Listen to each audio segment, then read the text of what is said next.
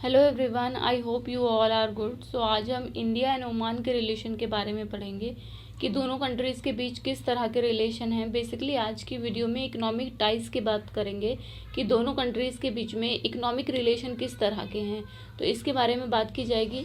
अभी ये न्यूज़ में इसलिए है क्योंकि इंडिया और ओमान के जो फॉरेन मिनिस्टर हैं उन्होंने एक मीटिंग रखी है ताकि दोनों कंट्रीज़ के बीच में जो इकोनॉमिक रिलेशन है उनको और ज़्यादा स्ट्रॉन्ग किया जा सके, ट्रेड और ज़्यादा बढ़ सके। तो इस वजह से ये न्यूज़ में है, तो इसलिए इसे डिस्कस करते हैं क्योंकि एग्ज़ाम के लिए इम्पॉर्टेंट भी है।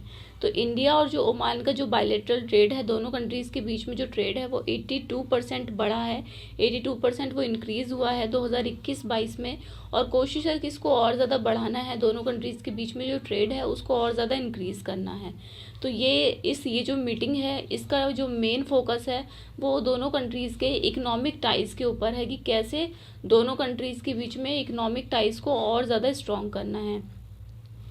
अगर मेजर आइटम एक्सपोर्ट की बात करें कि इंडिया क्या एक्सपोर्ट करता है ओमान को, तो वो है mineral fuels, textile, machinery, electric item, chemicals, iron, steel, tea, coffee, spices, rice, meat products, sea food. तो काफ़ी सारी चीज़ें हैं जो इंडिया एक्सपोर्ट करता है ओमान को, एंड इम्पोर्ट भी करता है। ऐसी बात नहीं है, काफ़ी सारी चीज़ें हम इम्पोर्ट भी करते हैं जैसे कि urea, LNG, polypropylene, lubricating oil, dates and chromite और। तो ये सारी चीज़ें हैं जो हम इंपोर्ट करते हैं ओमान से। तो अगर ट्रेड पर्पस से देखा जाए तो दोनों कंट्रीज़ के बीच में काफ़ी ज़्यादा चीज़ों का इंपोर्ट एक्सपोर्ट होता है। अगर ट्रेड के अलावा बात करें तो पीपल टू पीपल टाइज भी काफ़ी स्ट्रॉन्ग हैं एंड काफ़ी पुराने हैं दोनों कंट्रीज़ के बीच।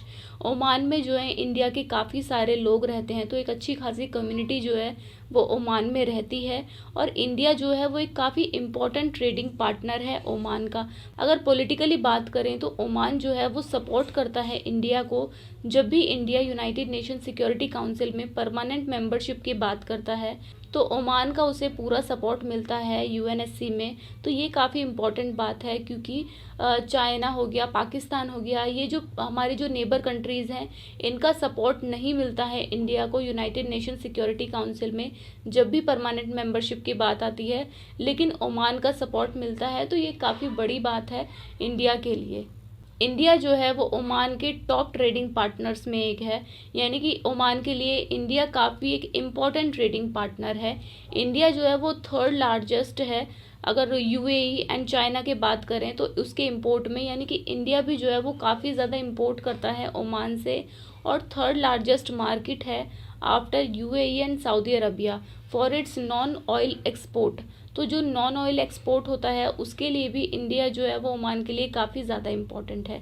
काफ़ी सारे जो इंडियन फाइनेंशियल इंस्टीट्यूशंस हैं उनके कुछ ना कुछ उनकी प्रेजेंस है ओमान में, एंड इंडियन कंपनीज जो है वो अच्छा खासा इन्वेस्टमेंट करती हैं। अगर इन्वेस्टमेंट की बात करी जाए ओमान के अंदर, ओमान के ये सेक्टर्स जो है वो इन्वेस्टमेंट को काफ़ी ज़्यादा अट्रैक्ट करते हैं, जैसे कि iron and steel, cement, fertilisers, textile etcetera. तो ये सारे सेक्टर्स हैं जिनमें इन्वेस्टमेंट काफ़ी ज़्यादा की जाती है, इंडियन कंपनी करती हैं। इंडिया एंड ओमान का जो जॉइंट इन्वेस्टमेंट फंड है, जो कि एक जॉइंट वेंचर है between state of India and state general reserve fund of Oman. So इन दोनों के बीच में ये एक तरह का फंड है जो कि इन्वेस्टमेंट को काफ़ी ज़्यादा बढ़ावा देगा, काफ़ी ज़्यादा प्रमोट करेगा इन्वेस्टमेंट को। अगर वे फॉरवर्ड की बात करें कि फ्यूचर में दोनों कंट्रीज़ के पास क्या क्या अपॉर्चुनिटीज़ हैं। इंडिया जो है वो एनर्जी के लिए काफ़ी ज़्यादा डिपेंडेंट है बाकी कंट्रीज़ पर। सो इंडिया को कुछ नए पार्टनर्स चाहिए जो उसकी एनर्जी रिक्वायरमेंट्स को पूरा कर सके, क्योंकि इंडिया के पास जो है एनर्जी रिसोर्सेज की कमी है, और जिस तरह से जो है डिमांड बढ़ती जा रही है एनर्जी रिसोर्सेज की, उस तरह से जो है और ज़्यादा नए पार्टनर की ज़रूरत है ताकि जो डिमांड है उसको फुलफिल किया जा सके। सो ओमान जो है वो एक अच्छा पार्टनर साबित हो सकता है इंडिया के लिए अगर एनर्जी पर्पज से बात करें तो। एंड अगर लोकेशन देखें, देख सकते हैं यहाँ इंडिया है एंड ये है ओमान की लोकेशन, एंड ये अरेबियन सी में आता है, तो इंडिया के लिए और ज़्यादा इम्पोर्टेंट हो जाता है। नेक्स्ट बात करते हैं। सो ओमान का जो दुकम पोर्ट है, इंडिया को वहाँ पर और ज़्यादा इंगेजमेंट बढ़ाने की ज़रूरत है। जो अपॉर्चुनिटीज़ हैं उनको यूटिलाइज़ करने की ज़रूरत है, क्योंकि चाइना जो है वो अच्छा खासा एडवांटेज उठा रहा है वहाँ पर।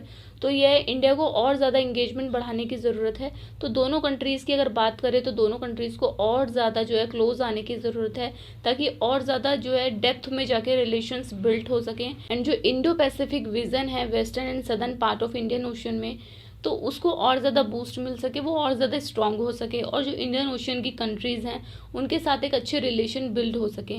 सो ओमान जो है वो काफ़ी ज़्यादा इम्पॉर्टेंट है इंडिया के लिए अगर बात करें हर तरीके से। तो आज हमने जो है वो इकोनॉमिक टाइज पर बात करी है कि इंडिया एंड ओमान के बीच इकोनॉमिक टाइज किस तरह के हैं, दोनों किस तरह के ट्रेडिंग पार्टनर्स हैं, किस तरह से ट्रेड किया जाता है दोनों के बीच में, कितना ट्रेड है और कितना और ज़्यादा बढ़ाने की ज़रूरत है।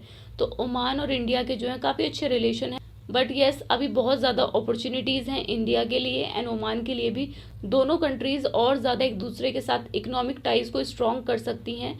तो ये कुछ इंपॉर्टेंट बातें हैं about India and Oman relations. I hope you like this video. Thank you. Have a nice day.